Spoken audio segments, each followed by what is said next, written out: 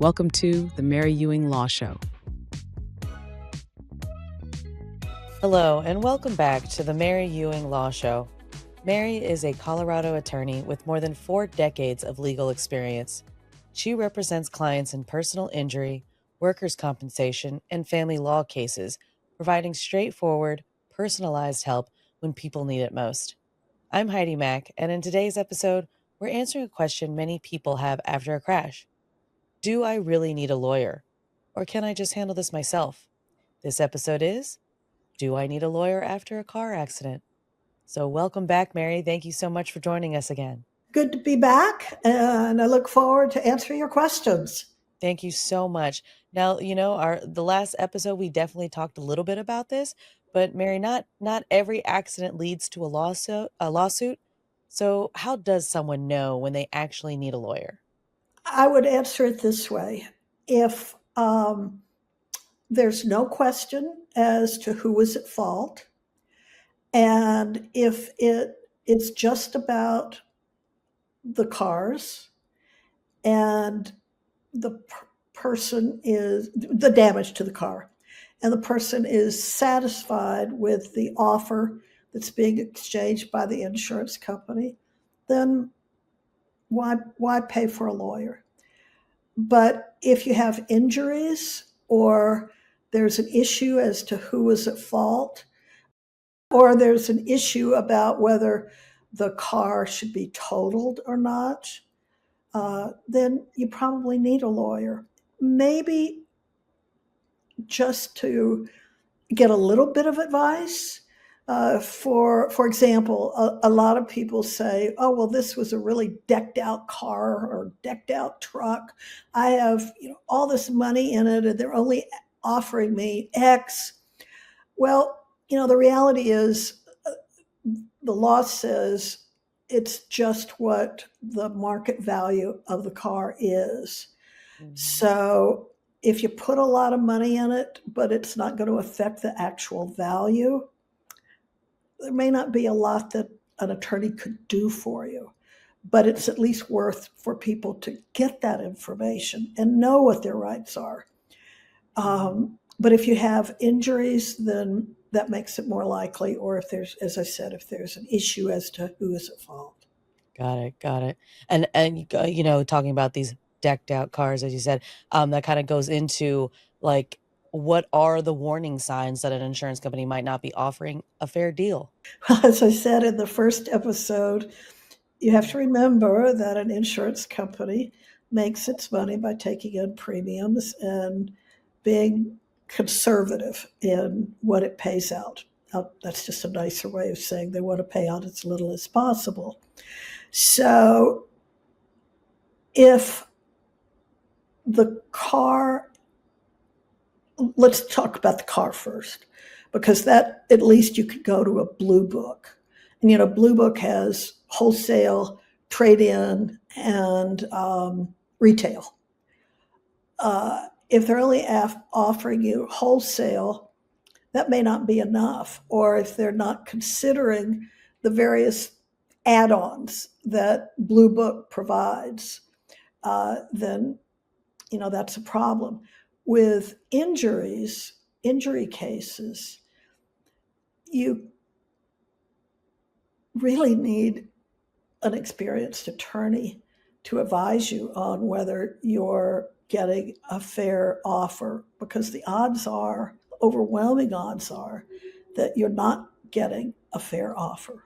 Do you think people then sometimes settle too quickly just to move on? Oh, absolutely. Absolutely they do. In my practice, I recommend that people don't think about settling their case for at least a year.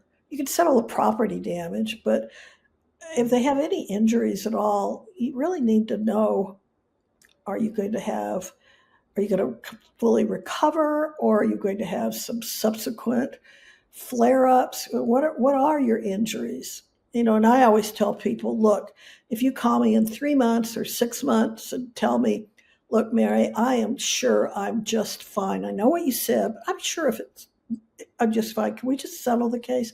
Absolutely. You control the processing of the claim. But I like to encourage people to wait until they really know how they are and what their injuries are. Yeah, you were going a little bit into that. Like, what kind of costs can sneak up then after an accident that people don't always think about? Well, little things like, if you're going to physical therapy 3 times a week, you're entitled to a mileage log to get reimbursed for that. If you're going for a massage, you're entitled to be reimbursed for that.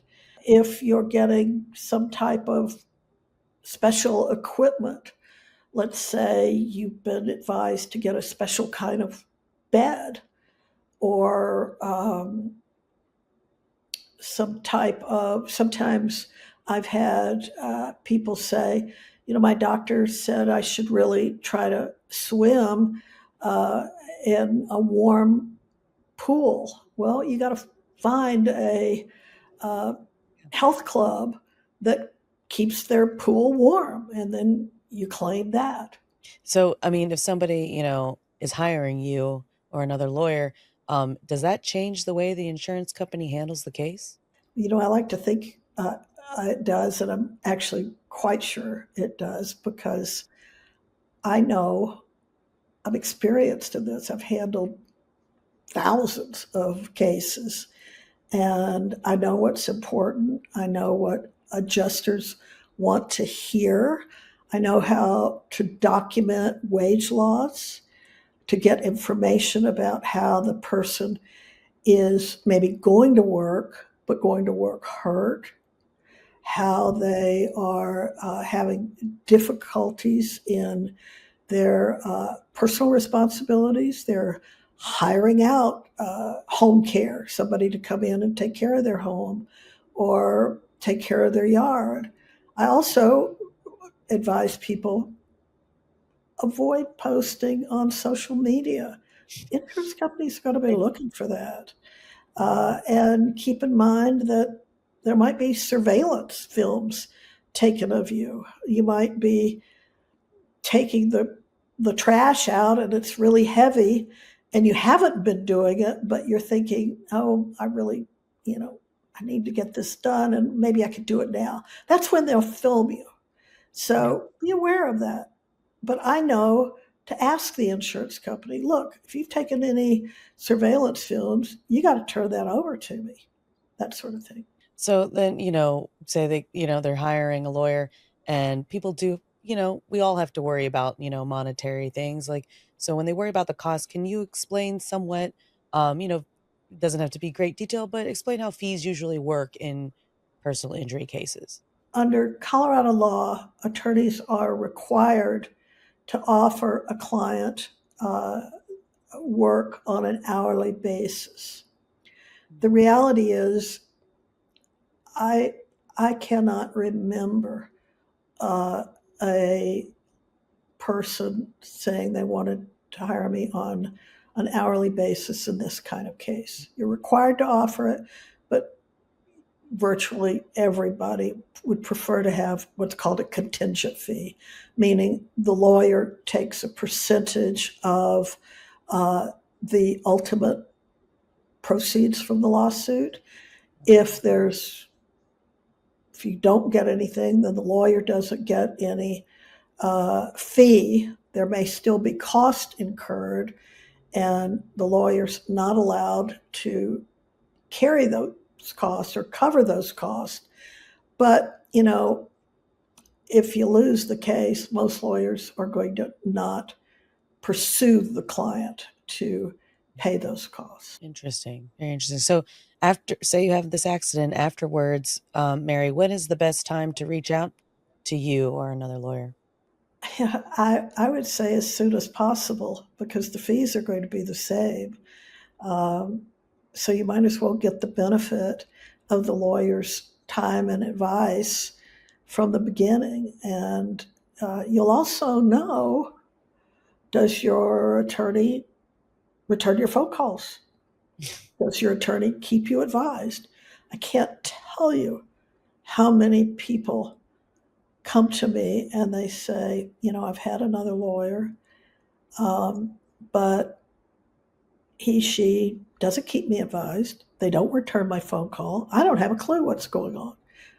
That's unacceptable and something that I absolutely am dedicated to doing. So you find out those things early on. How are you? Sometimes you just don't work well with somebody. Whatever, for whatever reason, you find out that, and so there's really no reason to wait. Well, I know if Mary's, calling me and returning my calls, I'm coming to you. So,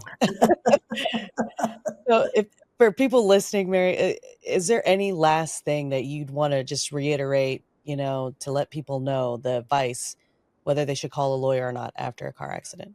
It doesn't cost you anything to call. You can call more than one lawyer.